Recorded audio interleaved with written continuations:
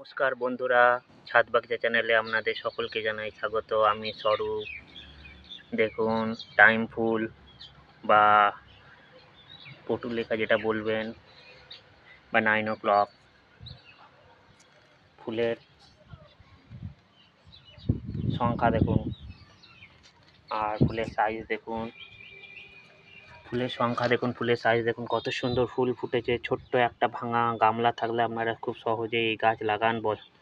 বর্ষাকালে প্রচুর ফুল পাবেন এবং আপনার বাগানকে সৌন্দর্য ভরে ভরে তুলবে। দেখুন,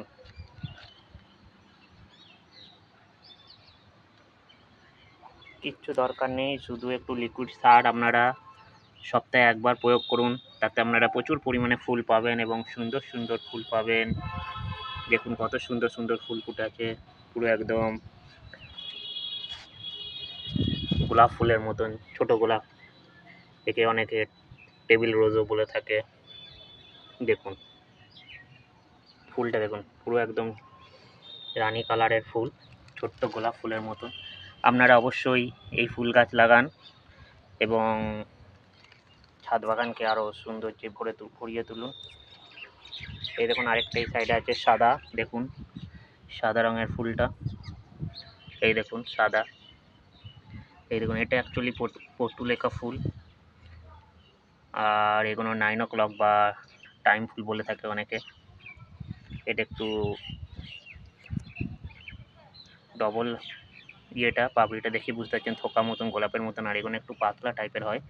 তা আপনারা অবশ্যই ছাদ বাগানে এই গাছগুলো লাগান এবং ছাদ বাগানকে আরও সৌন্দর্যে ভরিয়ে তুলুন। দেখুন কত ফুল ফুটেছে, আমরা দেখেই বুঝতে পারছেন প্রচুর ফুল ফুটে গেছে।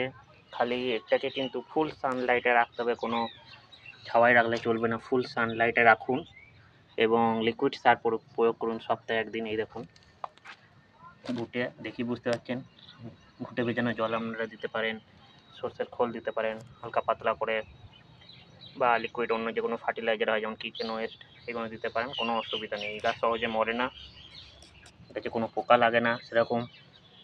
তাই আপনারা ছাদ বাগানে খুব সুন্দরভাবে এই গাছ লাগান, ডেকোরেশনও করতে পারেন, কোনো অসুবিধা নেই।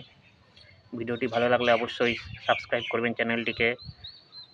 ভালো থাকবেন, সুস্থ থাকবেন।